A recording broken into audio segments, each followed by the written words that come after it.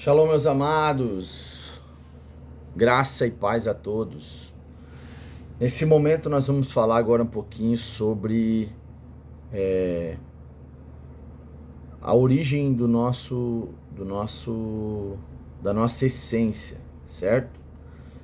Nós somos um ser tricotômico, é um ser de três partes. Nós somos corpo, alma e espírito, certo?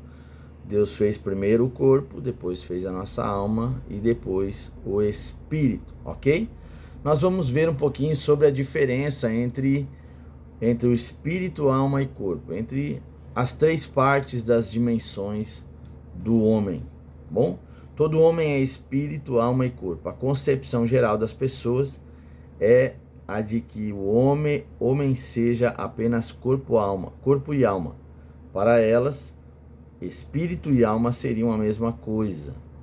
Porém, eles não são a mesma coisa. Caso fossem, qual seria a necessidade de separá-los? Ou, na carta aos Hebreus, lemos que a palavra de Deus é viva e eficaz e penetra até o ponto de dividir alma e espírito. Então, não são a mesma coisa, ok? A alma está linkada às emoções, sentimentos, né? E espírito está linkado a Deus, certo? A palavra em Hebreus, né? Em Hebreus capítulo 4, versículo 12, a alma e espírito, portanto, não são a mesma coisa, ok? Não são a mesma coisa. A palavra de Deus nos ensina que o homem é um ser triuno, formado por espírito, alma e corpo. Paulo aconselhou aos Tessalonicenses a esse respeito. O mesmo Deus de paz vos santifique em tudo, em vosso espírito, alma e corpo. Sejam conservados íntegros e irrepreensíveis na vinda de nosso Senhor Jesus Cristo. Em 1 Tessalonicenses, capítulo 5, versículo 23. Então, essa é a primeira parte que nós precisamos entender.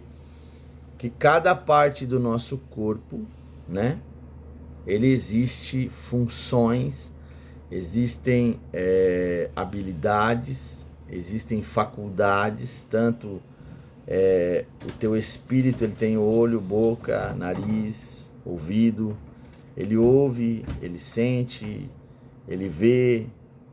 Então, são faculdades direcionadas no espírito.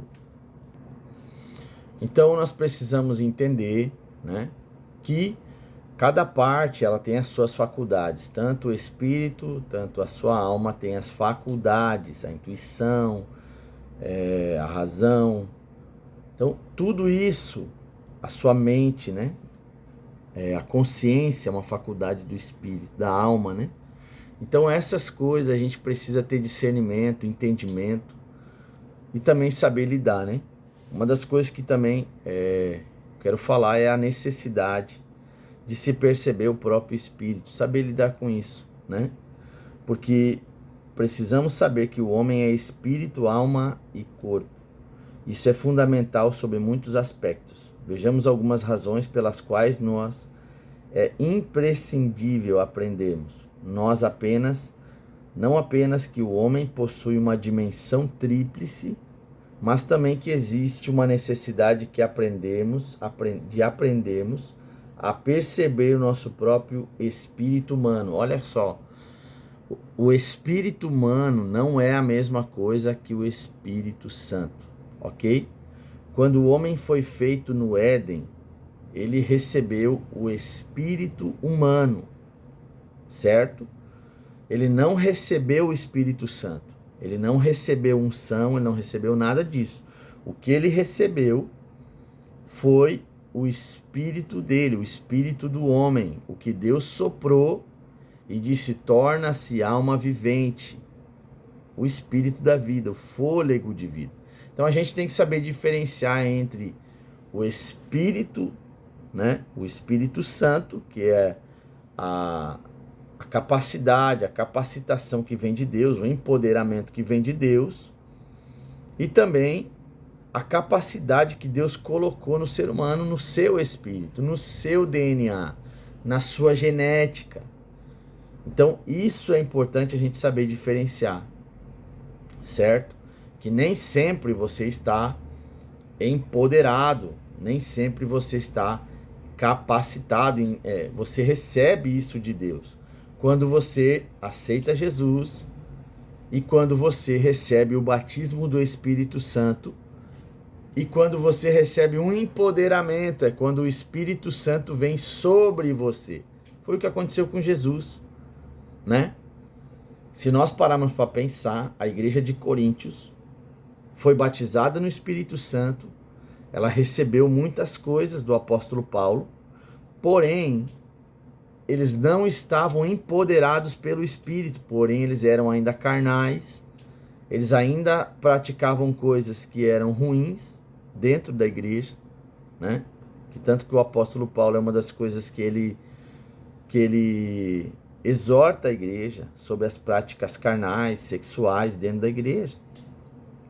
Então, nós precisamos discernir quando é o espírito humano e quando é o espírito de Deus, certo? O espírito de Deus, ele vem sobre o espírito do homem, que é por isso que a igreja de Atos foi revestida de poder, revestida do espírito. É um revestimento do espírito. O Espírito Santo vem sobre o espírito do homem, sobre o espírito da pessoa e o empodera. É como se recebesse uma capa para fluir, ok? E vai ativando as faculdades, vai ativando os dons, vai ativando os talentos, vai ativando a habilidade que recebemos de Deus para fazer alguma coisa para o Senhor, ok? Então nós precisamos entender essa necessidade de diferenciar as liberações, né? Deus é espírito, a Bíblia nos diz que Deus é espírito, João 4:24. Para que possamos ter contato com a matéria, precisamos ser matéria.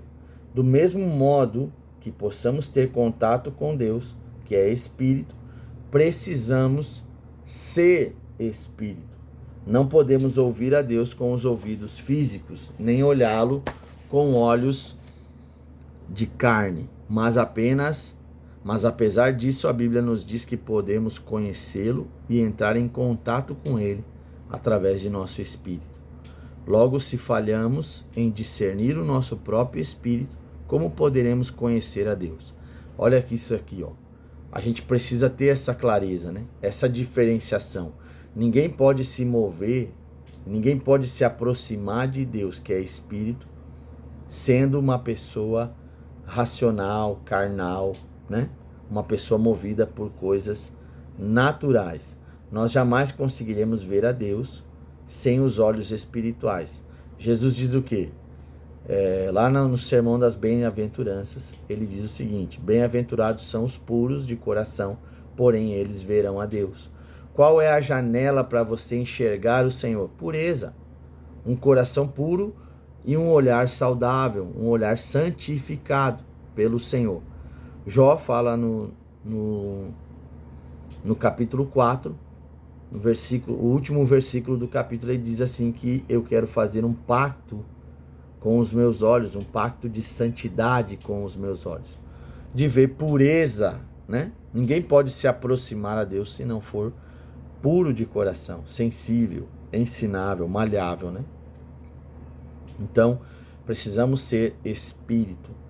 Como que a gente vai se tornando um ser espiritual? Praticando faculdades espirituais. Oração, jejum, leitura da palavra, devoção, devocional, solitude.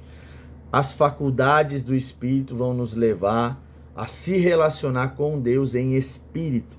Você vai mortificar a sua carne e trazer o espírito para fora. Aquilo que Paulo fala sobre o espírito do homem, né? O homem espiritual, a essência de Deus que está em nós, ok?